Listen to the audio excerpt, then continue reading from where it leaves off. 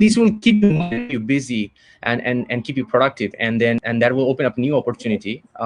And you can keep finding the new jobs with the related skill set industry, what just Kate mentioned about.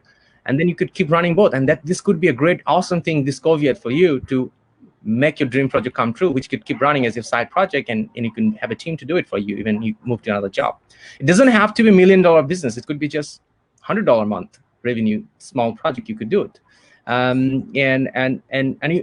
trust me, you're gonna love it, because this is something you dreamed about. So when you're doing your dream thing, human always love it. This is the nature of human. Thank you, Kate, for the answer. Now let's move to the next question. The next question is coming from Hang. She's from Hanoi. Hang is saying that the question is, hello, Kate. Thank you very much for sharing those valuable tips. I've been taking notes all the way down during this conversation. Thank you very much. And my question is about, I've been in a recruitment function for 5 years, and I've been really trying to be a recruitment manager, and I've been interviewing for the last 1.5 years, but I could not find it. I could not get selected for the job. What are the advice for you to help me to get out of this deadlock and really move to the next level of recruitment manager? Hi, Hang. Yeah, it's a tough one without sort of knowing the specific details, because I'd be interested to know, obviously your experience and background and how you're selling that, both in your CV and perhaps your interviews. I suspect your CV is probably good because you're getting invited to interviews. So I think that's probably a big hint that your CV is getting you where you want to be. So perhaps it's about focusing on you selling yourself in your interview and what they are potentially looking for. So I would perhaps think about how you're preparing for your interview. And again, this is general advice without knowing the detail. But I think, generally when you're at that management level, they will be looking for when you're going for those management roles, is an indication of your ability to manage both people and from a recruitment perspective and contracts, right? So, whatever budget or targets you might be looking to get. So I think, if you can focus on really finding, and even if you don't have that experience of managing people yet, or you're getting to that, is working out even, where you have elements of doing that and applying that in your interview responses, so that you can sell that even if you haven't had that direct experience of managing, that you have the capability or the behaviours applicable to do that. So I suspect that's probably what my advice is to focus on those elements, because your CV is doing the job for you to get you to the interview. And I would say it's that interview element that you're just needing to push those forward a little bit more. And that's really around, how can I give you an example of how I've done this without actually having that job title? I get that it's very general, but hopefully that helps a little bit. Thank you, Kate. So the first takeaway is you're getting interview means your CV is good.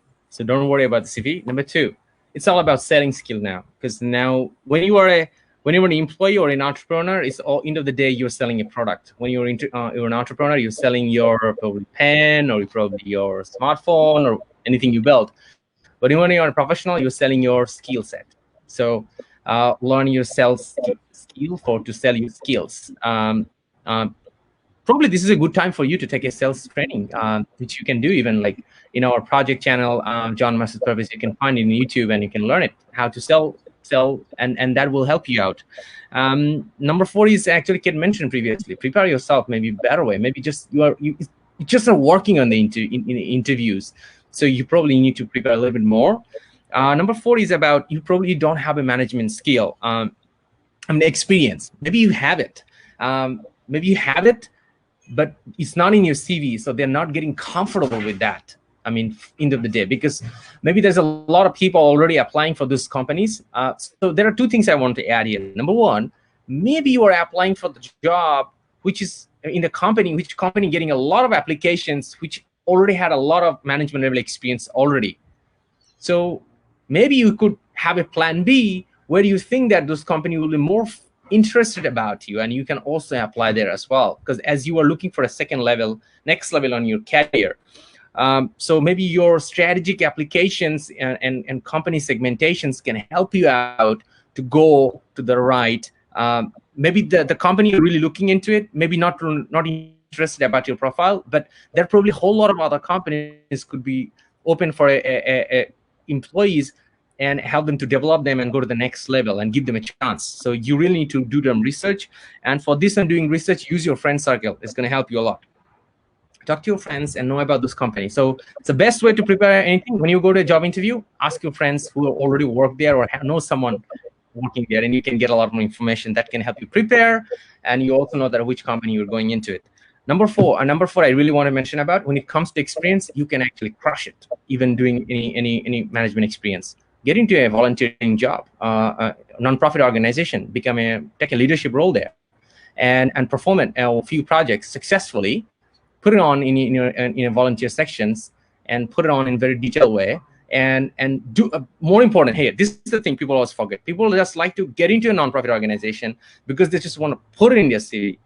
That will not help, because very soon, when the recruitment skill recruiter like a Kat will be in an interview with you, going to figure out what you really do. Or ultimately when they will do the reference check with a nonprofit organization, they're going to figure out you did not get a good job. And you know what? They will put you in a black zone in a company. Probably you'll never get a job interview opportunity there.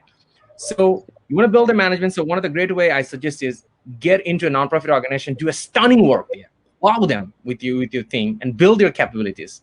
And to wow them, you have to work with your passion, and that will bring up some solid skill set and solid friends, solid networks, solid recommendations, and you can really explain in a job interview what a stunning work you did as a manager into the nonprofit organization. You can have the whole control of the interview rather than the interviewer controlling you. So that's related to the previous point, which actually Kat also mentioned about. It's a conversation. You have to learn how to run the conversation. If interviewer asking one after one question and then you don't know how to drive the conversation, that'll be a problem.